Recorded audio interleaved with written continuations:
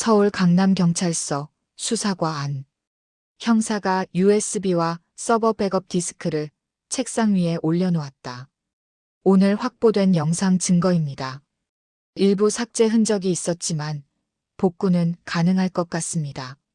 성준이 고개를 끄덕였다. 좋습니다. 이 자료 정식 증거물로 확보해 주십시오. 피고인 정태윤 씨의 항소 사건과 직접 관련이 있을 가능성이 높습니다. 형사는 메모를 하며 답했다. 확인했습니다. 절차에 따라 영장 청구 후 분석 진행하겠습니다. 성준은 창밖의 밤하늘을 바라보았다. 이제 진짜 진실이 드러나겠군요. 다음 날 아침, 성준과 윤솔 그리고 태백은 오랜만에 가벼운 발걸음으로 하루를 맞았다. 전날 밤 늦게까지 영상 증거를 확보하느라 고생했지만 마음 한켠에는 오래된 돌덩이가 내려앉은 듯한 평화가 자리했다. 아침 공기는 차가웠지만 상쾌했다. 윤솔이 버너를 꺼내더니 냄비에 물을 붓고 라면을 꺼냈다. 후루루 짭짭 후루루 짭짭 맛있는 라면은 부루부루 부스타에 끓여야 지맛. 그 특유의 흥 넘치는 목소리에 두 사람은 동시에 피식 웃음을 터뜨렸다. 솔무장님, 진짜 개사 센스는 타의 추종을 불허하네요. 태백이 웃으며 말했다. 윤솔은 어깨를 으쓱했다. 그랬나요?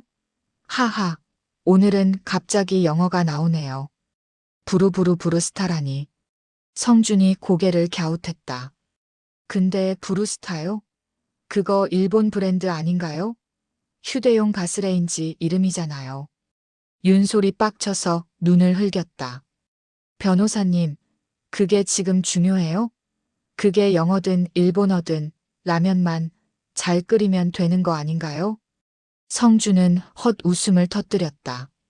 아니, 그냥 갑자기 영어라고 해서요. 그럼 그렇게 잘 아시는 변호사님. 윤솔이 팔짱을 끼며 능청스럽게 물었다. 너 시골 출신이니? 영어로 뭐예요? 세 글자요.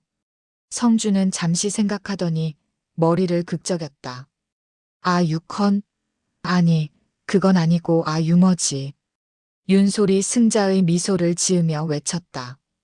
유인촌. 순간 공기가 멎었다. 태백이 젓가락을 떨어뜨리며 넋을 잃은 표정을 지었다. 이건 40대 아재력 수준도 아닌데요? 성준이 고개를 끄덕였다. 맞아요. 이건 60대 급이에요. 윤솔은 흐뭇하게 웃으며 말했다. 그러니까 앞으로 조심들 하세요. 나 기분 안 좋으면 아재 개그 말렙 보여드립니다. 태백과 성준은 동시에 몸을 부르르 떨었다. 그건 진짜 무섭네요. 잠시 후 성준과 태백은 말없이 라면을 먹었다. 뜨끈한 국물이 몸 안으로 퍼지자 아재 개그로 굳었던 몸이 조금씩 풀려갔다.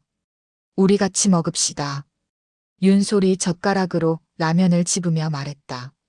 근데 경찰서에서 언제쯤 연락이 올까요? 성준이 생각하듯 말했다. 그래도 CCTV 포렌식이면 45일은 걸리지 않을까요? 윤솔이 고개를 끄덕이며 한숨을 내쉬었다. 빨리 나왔으면 좋겠어요. 그래야 좀 발 뻗고 잘 텐데. 태백이 웃었다. 언제는 오그라들어서 주무시기라도 하나요, 솔무장님? 제가 봤을 땐 대자로 뻗어서 주무실 것 같은데요. 윤솔이라면 국물을 한 모금 삼키며 흘겨봤다. 태백 씨, 오늘 아침 좋게 넘어가죠? 태백이 재빨리 자세를 고쳐 앉았다. 네, 알겠습니다. 잔잔한 웃음이 번졌다. 짧은 평화였지만 그만큼 소중한 시간이었다. 며칠 뒤였다. 경찰서에서 전화가 걸려왔다. 성준은 순간 가슴 한쪽이 묘하게 조여드는 걸 느꼈다. 형사의 목소리는 담담했다. 복구 결과가 나왔습니다. 사건이 발생한 핵심 시간대의 영상은 존재하지 않습니다. 그 한마디가 귓속을 울렸다. 존재하지 않는다. 삭제된 것도 손상된 것도 아닌 아예 없다는 말이었다. 백업 서버도 확인했지만 같은 결과입니다. 그 구간만 통째로 비어 있습니다. 삭제 로그는 남아 있는데 헤더가 조작된 흔적이 있습니다. 정상적인 복구는 어렵습니다. 성주는 입을 다물었다. 형사의 말이 이어졌지만 단어들이 머릿속에서 흩어졌다. 공백, 조작, 복구 불가. 그 단어들이 쇳덩이처럼 가슴 한가운데로 떨어졌다. 통화가 끝났다. 사무실 안은 정적뿐이었다. 성주는 천천히 수화기를 내려놓았다. 탁! 짧은 소리 하나가 방 안을 울렸다. 그 소리가 유난히 크게 느껴졌다. 그리고 그보다 더 무겁게 전화기를 내려놓은 그의 손끝이 떨리고 있었다. 윤솔이 조심스레 물었다. 변호사님 무슨 일인가요? 태백도 눈치를 보며 성준의 얼굴을 살폈다. 혹시 복구가 안 된 건가요? 성준은 잠시 침묵하다가 낮게 말했다. 사고의 순간만 공백이랍니다. 그 한마디에 사무실 공기가 얼음처럼 굳었다. 그 한마디가 공기 속에 천천히 가라앉았다. 누군가의 의도, 손끝의 흔적, 그리고 사라진 시간. 모든 게 한 줄로 이어지는 듯했다. 그날 이후 세 사람은 말수가 줄었다. 각자 할 일을 하면서도 마음 한구석엔 왜 그 구간만 비었을까라는 의문이 계속 맴돌았다. 시간은 그렇게 속절없이 흘러갔다. 그리고 어느새 항소심의 날이 성큼 다가와 있었다. 그리고 마침내 항소심 심리가 열리는 날. 서울고등법원 제5형사부. 법정안은 묘한 긴장감에 휩싸여 있었다. 서기가 차분한 목소리로 사건을 낭독했다. 서울고등법원 제5형사부 사건 번호 2025-431 피고인 정태윤 살인 혐의에 대한 항소 사건입니다. 판사가 고개를 들었다. 그럼 항소심 심리를 시작하겠습니다. 이번 심리는 증거의 적법성과 사실관계의 재확인을 중심으로 진행합니다. 그의 목소리는 낮고 단호했다.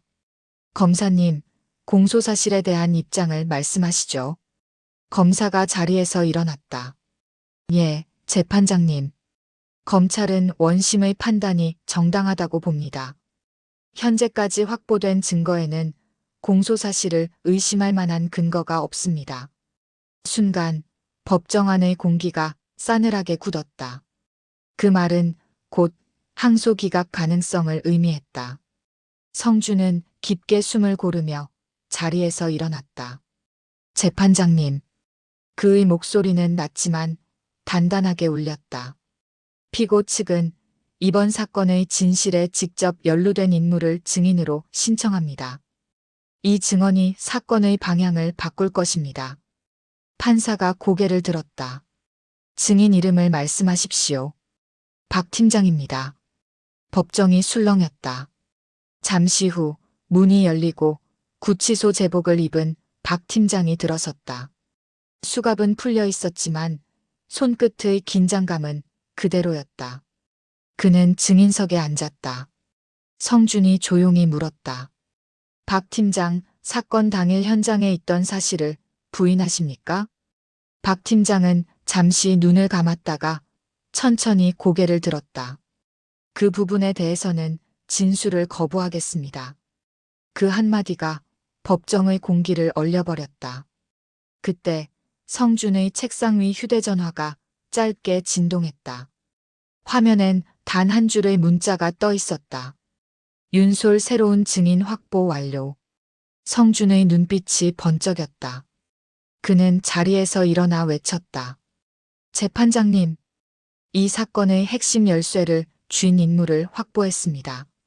법정이 술렁였다. 판사가 고개를 들어 물었다. 무슨 뜻입니까? 재판장님, 피고 측은 새로운 증인을 신청합니다. 모든 진술과 증거의 방향을 바꿀 수 있는 사람입니다. 검사가 자리에서 일어났다. 안 됩니다. 재판장님, 사전에 협의되지 않은 증인입니다.